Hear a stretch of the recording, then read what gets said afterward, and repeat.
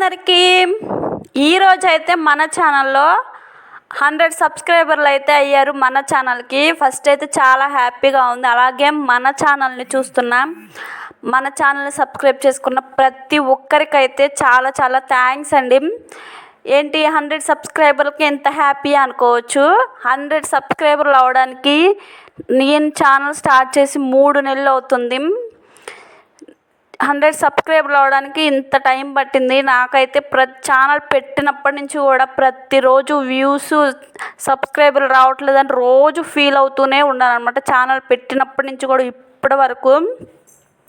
Channel పెట్టక ముందు అయితే ఎలాగోలా సక్సెస్ అవుతాం, ఎప్పుడొకప్పుడు సక్సెస్ వస్తుంది కదా అనుకున్నాను. కానీ ఛానల్ పెట్టాక మాత్రం రోజు ఫీల్ అవుతూనే ఉన్నాను.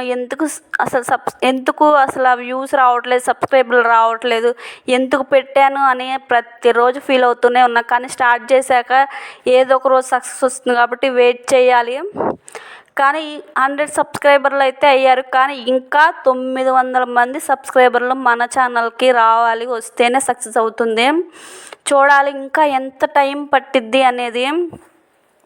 నేనైతే ఈ 2 వీక్స్ నుంచి దేవుడి సాంగ్స్ షార్ట్స్ పెడతా ఉన్నాను. దానివల్ల అయితేనే ఛానల్కి సబ్స్క్రైబర్లు కొంచెం వ్యూస్ కూడా దేవుడి సాంగ్ షార్ట్స్ నుంచే వచ్చాయన్నమాట. ఈ సబ్స్క్రైబర్లు మొత్తం చూడాలి ఇంకా ఎంత టైం పడుతుంది ఏంటి అనేది.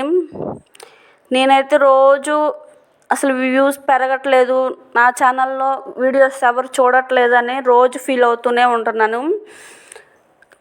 కానీ ఛానల్ ఎవరైనా పెట్టాలి అనుకునే వాళ్ళు మాత్రం ఫ్యామిలీస్లో వాళ్ళు చూస్తారు. ఫ్యామిలీస్లో సబ్స్క్రైబర్లు నమ్ముకొని మాత్రం ఎవ్వరు ఛానల్ పెట్టొద్దు. ఎందుకంటే ఎవరు సబ్స్క్రైబ్ చేసుకున్నా సరే వీడియోస్ చూడరు, వ్యూస్ రావు, ఛానల్ కూడా అంత తొందరగా సక్సెస్ అవ్వదు. కానీ ఎప్పటికప్పుడు అవుతుందని వెయిట్ చేయడం తప్పితే ఏమీ లేదు. చూడాలి నా ఛానల్కి సక్సెస్ ఎప్పుడు వస్తుంది ఏందనేది. ఇంకా ఎవరైనా సబ్స్క్రైబ్ చేసుకోకుండా ఉంటే కొంచెం సబ్స్క్రైబ్ అయితే చేసుకోండి. మన ఛానల్కి సక్సెస్ అవ్వాలని బ్లెస్ చేయండి. అండ్ నెక్స్ట్ వీడియోలో కలుద్దాం.